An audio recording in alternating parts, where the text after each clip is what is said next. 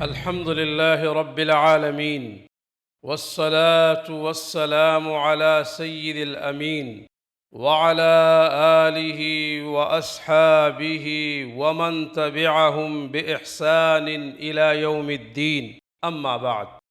أعوذ بالله من الشيطان الرجيم. بسم الله الرحمن الرحيم. سبحان الذي أسرى بعبده ليلا من المسجد الحرام إلى المسجد الأقصى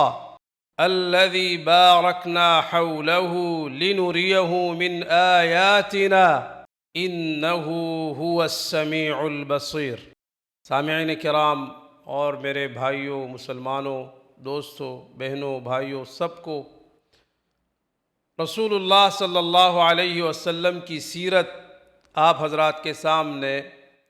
بالترتیب ہم بیان کرتے آ رہے ہیں۔ رسول اللہ صلی اللہ علیہ وسلم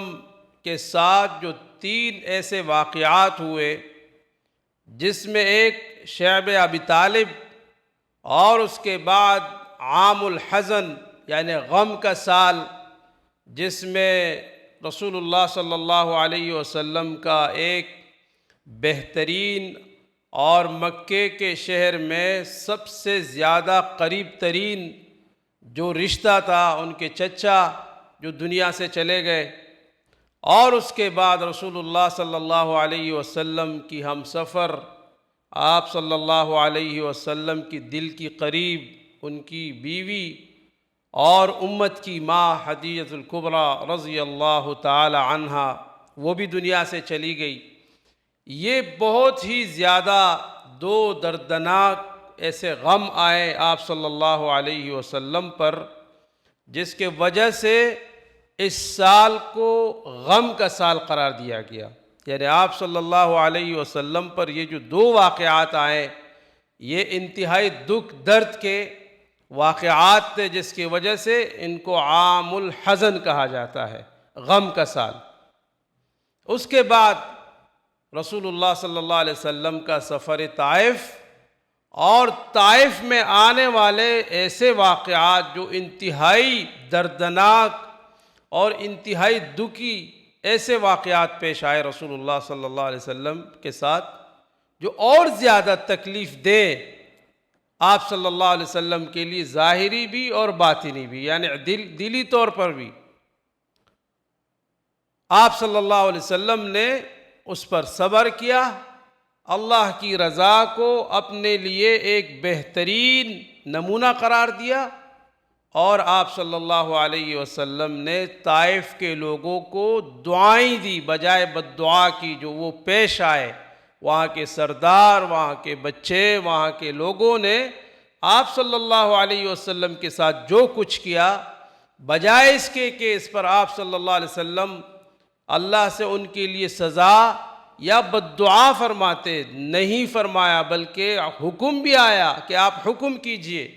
لیکن آپ صلی اللہ علیہ وسلم نے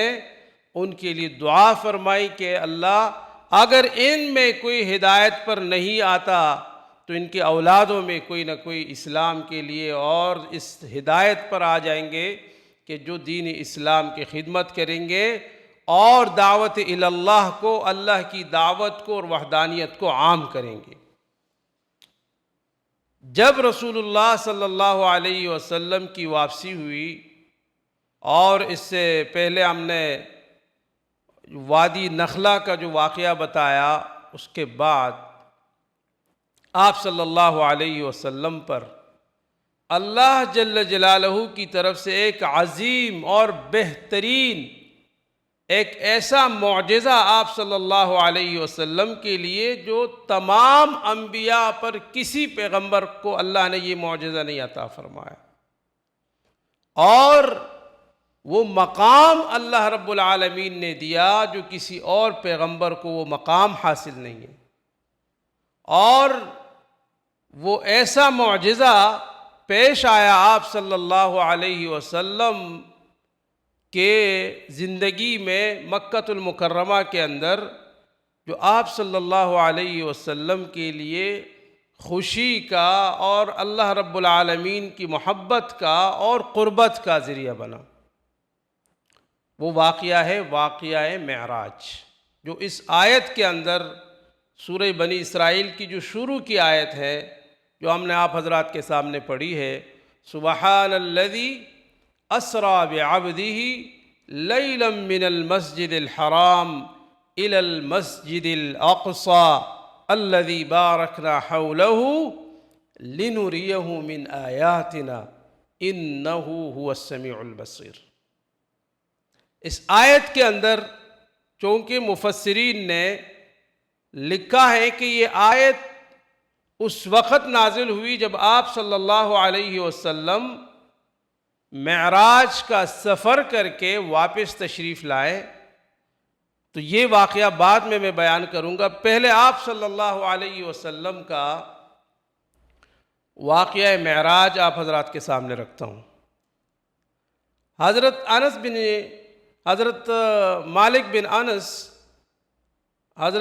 بن مالک رضی اللہ تعالیٰ عنہ، جو مشہور صحابی ہے رضی اللہ تعالیٰ عنہ، وہ روایت کرتے ہیں، اور یہ صحیح بخاری کی حدیث ہے اور صحیح مسلم کی، جس میں آپ صلی اللہ علیہ وسلم کے اس سفر کو ذکر کیا گیا۔ وہ فرماتے ہیں کہ آپ صلی اللہ علیہ وسلم سے میں نے سنا کہ آپ صلی اللہ علیہ وسلم نے ہمیں بتایا کہ ایک رات میں اپنے گھر میں آرام کر رہا تھا کہ ایک شخص آیا اور میرے گھر کی چھت وہ کھل گئی، اور وہ شخص میرے پاس آیا اور انہوں نے مجھے کہا کہ آپ میرے ساتھ آ جائیں، اور پھر وہ مجھے لے کر گئے خطیم کے پاس، اور وہاں پر میرے سینے کو کھول دیا گیا، میرے سینے کو کھول کے اس کے بعد میرے دل کو نکال کے دھویا زمزم کے پانی سے، اور ایک تشتری آئی جس میں حکمت، علم اور ہدایت وہ تھی، وہ اس دل کے اوپر، اس دل میں ڈالا گیا، اور اس کے بعد میرے سینے کو بند کیا گیا۔ یہ حضرت جبرائیل علیہ السلام تھے، اور اس کے بعد مجھے حکم دیا گیا کہ آپ نے چلنا ہے میرے ساتھ۔ میں باہر نکل آیا تو ایک سواری براق، جو خچر سے چھوٹا